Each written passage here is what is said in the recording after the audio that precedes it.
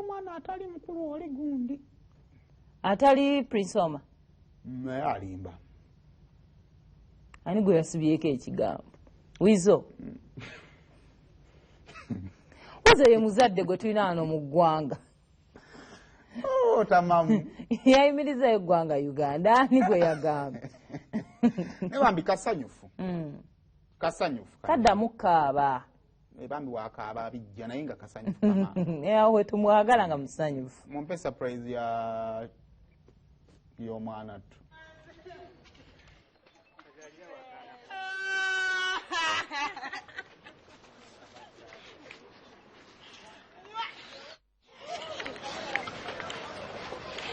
No.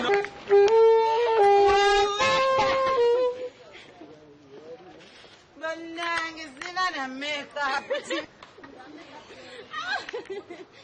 Oi, not. God, don't Joel.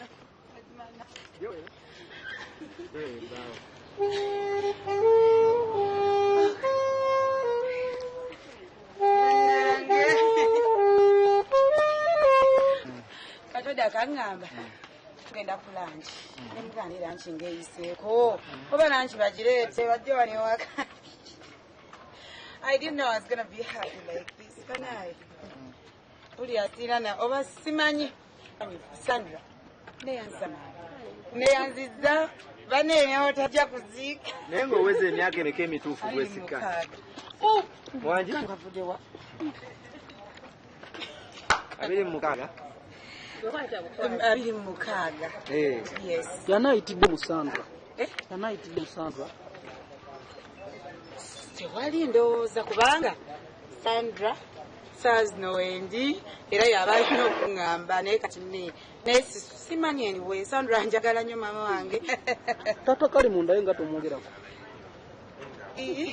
Kaakati tuli ku birthday tuli ku Tata kali munda tutaako mumma.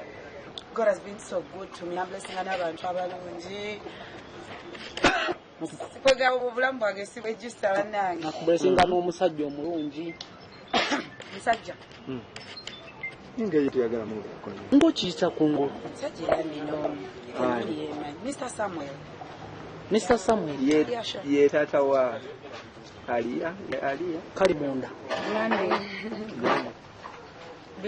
Tugo tumanyira Prince Oma. Kati tuli ku birthday. Ekyo tusanyuke. Isn't it? Yeah. Mbadde ngambe ngeri tuli ku birthday. Sandra njogedde bwe. Tutegeeza bwogera ku musajja wo onyiiga. Tutegeeza bwogera ku musajja wo tosanyuka. Omusajja ki? Tata w'omwana omusajja omusiraamu. Tosanyuka. Tuli ku birthday. Tuli ku basajja. Venezuela tuli ku basajja. Era abantu weyayinga empewo. Abantu abasinga bamanyi Prince Oma. Mbadde mmanyi obwedde bankoledde bishop. Kumbe it was Anyway, no we have a bishop. Ku myaka gye ebyo omwala yina yandibadde n'omwami. Omwami yani. Jali, he's called Mr. Samuel. He's there. Mr. Samuel. Yeah, and I'm proud of him. Ate ye D. Byebyo. Kagati byebyo. Kasudde ku byo. Mr. Samuel aka Samuel Prince Oma.